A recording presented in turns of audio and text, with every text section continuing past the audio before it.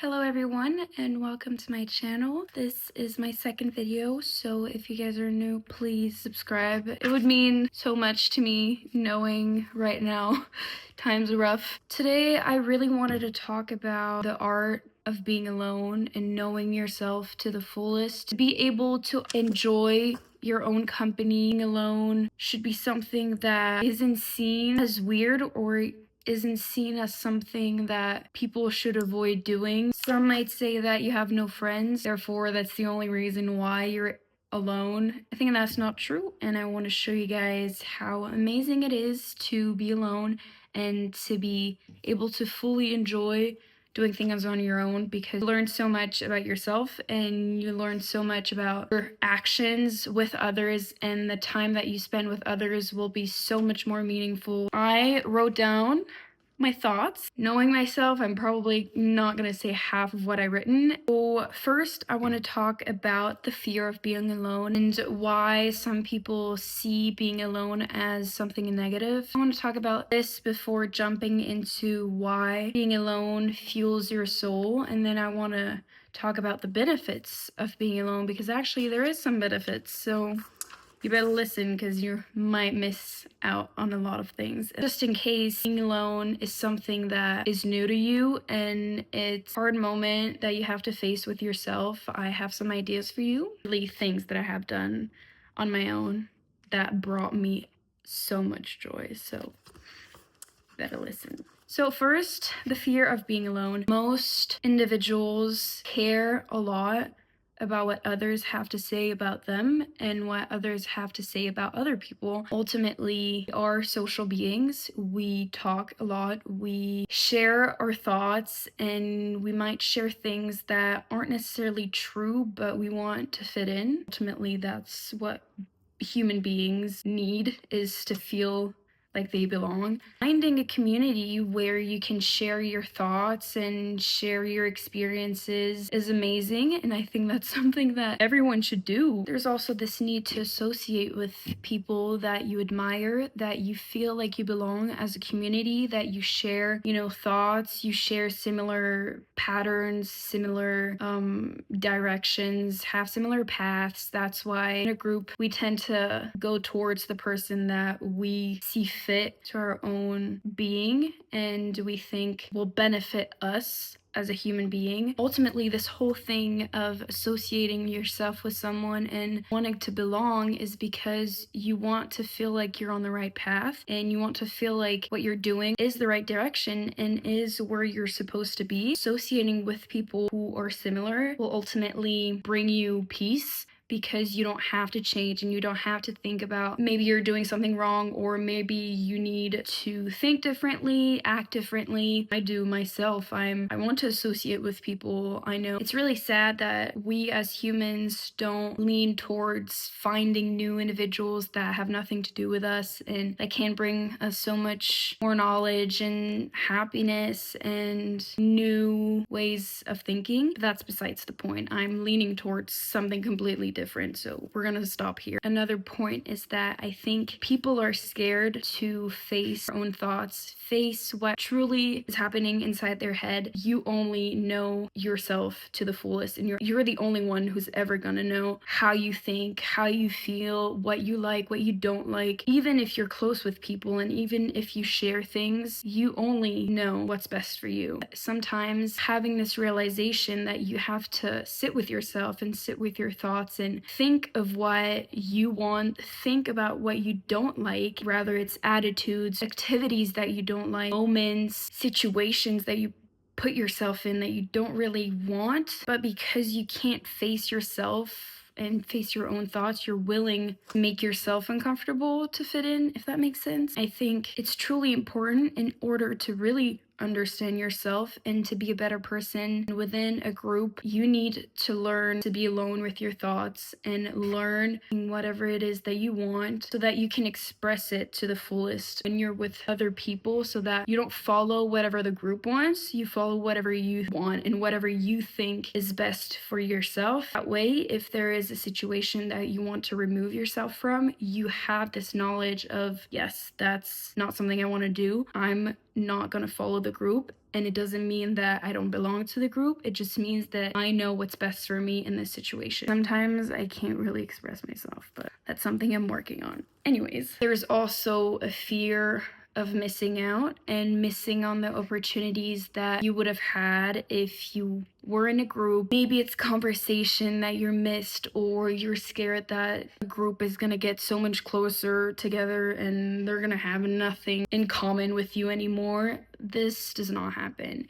If you find individuals and a community that you truly feel like you belong to, if you find this true friendship, all of them need their personal space, and none of them will think that people are going to push them out or not talk to them anymore, because this is emotional stability and emotional maturity to know when someone needs space. It does not mean that you're going to miss out on something huge. Sometimes people are missing out on huge things if they're not doing things on their own, and if they're not going on adventures and activities and knowing themselves and just doing nothing without the echoes of everyone in their ears just talking and talking and talking. People miss out on so much for not being alone. I mean, I've been so happy doing things on my own. I've learned so much about myself. I have been able to reflect on my thoughts and my actions and wanting to improve things that I might have overacted on. I might want to improve how I communicate, but all of this I did because I was alone, and I got to learn myself more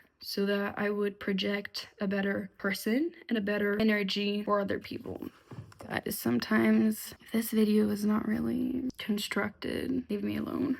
You need to just understand that you really want, just because you're afraid of being alone, or you're afraid of judgment, and you're afraid of what everyone has to say. We don't care about everyone. We don't care about no one. We care about your own personal self first, and then we can care about other people. You have to just face the facts that sometimes it's okay to be alone, and it's better to be alone than feeling uneased in a group. I don't know if that was clear. Probably I'm gonna cut half of what I said while editing this video, because yeah. May I remind you, English is not my first language, so sometimes the words are just not coming. And even in French, it might not even come, but that's besides the point, and no one has to know this. So now I want to talk about how being alone fuels your soul. So, as I mentioned before, technically, really, this is not structured because I already talked about it, but you get to know yourself, you get to know your thoughts, and you get to know the person that you want to become, and who you like, who you dislike. You get to just truly know yourself, and it's like you're on a constant date with someone, but that someone is you. Keep learning more and more about the person that you care the most on this planet. You, even if I care the most for my mom, on the same level here. So you better put effort into knowing yourself, because ultimately you're the only person that's ever gonna live as long with yourself as yourself. Yeah, you get to ruminate with your thoughts. You don't have this influence and demons talking in your ears, and if there's a situation you dislike, you get to dislike it, and you get to see all the pros and all the cons of that situation without someone else having their own opinion and their own thoughts change the way you view things just because they think their opinion matters the most. Ultimately, it is amazing to share different opinions and different point of views, but you as a person should know what you truly think. Being alone lets you do that and lets you dive into your brain and all the little thoughts that you have and what they mean, and sometimes you don't know what they mean, but they're still there, and you get to explore just the nothingness of a lot of things. Another point is, you're never gonna be disappointed with yourself. You can be disappointed of yourself for actions that you took that weren't right, or thoughts that you had which weren't the best. You're never gonna be disappointed by someone else's action, because you know yourself and you know everything about yourself, so you're not going to be disappointed because there's nothing new to learn. It's a good point. I mean, it's pretty good. Also, you're free to do whatever you want. You can walk around a lake for 500 times. You can step outside for 1 minute and then decide to go back home. You can go hiking. You can go on an adventure. You can go drink a coffee that you actually hate, so you want to go back. No one's going to stop you, and no one's going to say, yes, but I want to stay, and I want to, no. A friend group, sometimes you have to compromise things. everyone has to do that. But when you're alone, you have the freedom to choose whatever it is that you truly want to do without anyone having their opinion come first and their opinion guiding your entire day. And you make yourself happy. I would hope that you would find things that you like about yourself that make you truly happy and make you excited to be with yourself and feel like your own company is the best company. So now I want to talk about benefits of being alone. I hope that you have seen now that I'm not talking about loneliness. I'm talking about the art of being alone and being happy with your own company. Loneliness can have negative effects on your mind and your physical and emotional well-being. So that's when someone needs to consider talking about to a professional. I'm just talking about the positive effects of enjoying your own company, which is to be more creative. You get to sit with your thoughts and sit with whatever it is you want to create. And then if you don't like it, then you find new ways to trick it and you observe things in your environment that might have a positive influence on whatever it is that you're creating. Sitting alone and sitting with yourself leads you to just think and think and think. For example, I see a door, then I'm gonna see a portal. I'm gonna think about Alice in Wonderland and about how everything is so magical, and I want to create a tree, but I want to create a tree that talks, and then they have their own thoughts and minds. You just get to create things, and then you get to find new experiences that you haven't experienced before, and it truly comes from you and from your own creativity and not someone else's. Even though sometimes it's good to be creative as a group, you get to share this experience together, but it's for the sake of the video, okay? There's less social loafing. So social loafing is when you tend to put less of your entire self and your entire will present into a project. If it's together within a group, you tend to think that other people in the group will put more effort than you, so you don't have to put as much effort. You're not doing that you shouldn't do that in a group, period. You should put your whole entire soul within a project, even if it's with 35,000 people, okay? Because that pisses me off, but that's another time, another story. Anyways, you get to put your entire soul in a project or an activity or just creative work, whether it's like writing, singing, dancing, because it's something that you want to do, because it affects you and only you, and you know you want the best outcomes for yourself. You want to perform the best for yourself. Of course, you're going to have the best outputs. It also allows you to have more empathy towards other people and towards certain experiences and certain situations, because you know what it feels like for yourself, because you're able on your own to process everything. If similar things happen within a group, then you get to have more empathy because you know how it feels to feel lonely or to feel like people are rejecting you, or someone is sad, so you're going to feel sad because you know how it feels to be sad. So that's amazing. Sometimes having too much empathy might be a little like hard on a person and on someone's mind. I know I'm really empathetic. I feel a lot for people because I feel a lot for myself, and sometimes I shouldn't because it puts me into a weird situation, but again, I can do another video about that. And ultimately, it recharges. For my own sake, it recharges my battery. It brings me so much happiness because I don't have to listen to someone else's points of views of myself and how it's embarrassing to be alone and how it's embarrassing for someone to sit alone at a coffee shop or eating alone. It's amazing to eat alone. You're present with yourself and you get to listen to other people's conversations. I like doing that. That's me. I like being able to just leave whenever I want. It feels amazing to be alone. You get to go on adventures, and that's where I'm going to talk about the last part, things and ideas that you can do on your own. I love going on adventures. I live in Munich. I will leave in a couple of months to go somewhere else that I love also, so it's not really anything bad, but I want to be able to experience Munich and experience the surroundings and places that I haven't been before, but I really want to go. So I go because I don't have anyone stops me from going, so I go.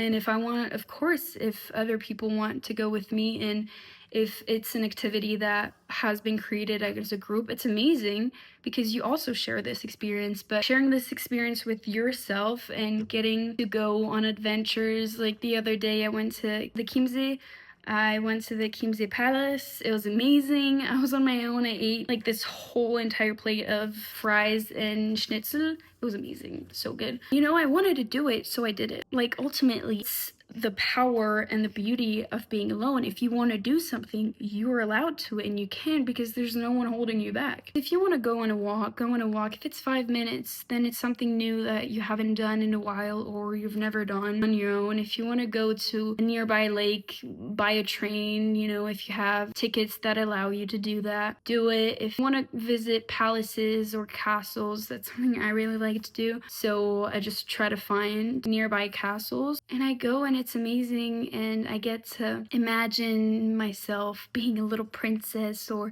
imagining myself in the gardens and how it would have been to read on the grass forever, and then, you know, your lover comes and it's the most beautiful man on earth. Who knows? But you get to just dream. And it's amazing to dream. I love dreaming, and I love to imagine myself in so many different situations that bring me so much joy. If you want to read, you know, I personally don't get reading communities and reading nights with other people, because I want to be able to read on my own, reading at my own pace, stopping whenever I want to stop, and ultimately imagine my own things and imagine the book however I want to imagine it, and without having someone next to me just going fast so I have to go faster. I mean, it should be a competition, and that's why I like reading on my own. Go to the movies. I mean, I used to be so scared. Honestly, I used to be scared of a lot of things, and I'm still scared of a lot of things, but you have to do whatever scares you one time alone in order to just not care about it anymore. I used to be so scared of going to the movies alone because I thought everyone was gonna stare at me. Everyone was gonna think I'm so weird for going on my own to the movies. Not a singular soul will stare at you for 2 hours in a movie theater and think about how lame it is for you to be there on your own. No one.